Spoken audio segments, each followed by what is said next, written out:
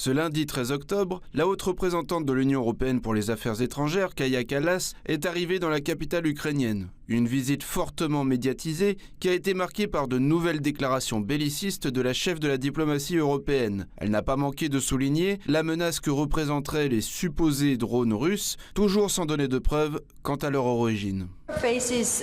L'Europe fait face à un fort regain d'attaques hybrides. Chaque fois qu'un drone ou un avion russe viole notre espace aérien, il y a un risque d'escalade, involontaire ou non. La Russie joue avec la guerre et nous sortons du cadre d'un conflit hypothétique pour maintenir la guerre à distance. Nous devons transformer la puissance économique de l'Europe en dissuasion militaire. Elle s'est également exprimée sur la question sensible de la possible livraison de missiles Tomahawk à l'Ukraine en indiquant que l'UE soutient l'usage de tous les outils susceptibles de renforcer la capacité de l'Ukraine à se défendre avec un soutien militaire record cette année. Du côté russe, la perspective de l'envoi de Tomahawk a suscité une nouvelle réaction. Le porte-parole du Kremlin, Dmitri Peskov, a rappelé qu'une telle manipulation d'armes complexes nécessiterait une participation américaine directe, confirmant les propos du vice-président du Conseil de sécurité russe, Dmitri Medvedev.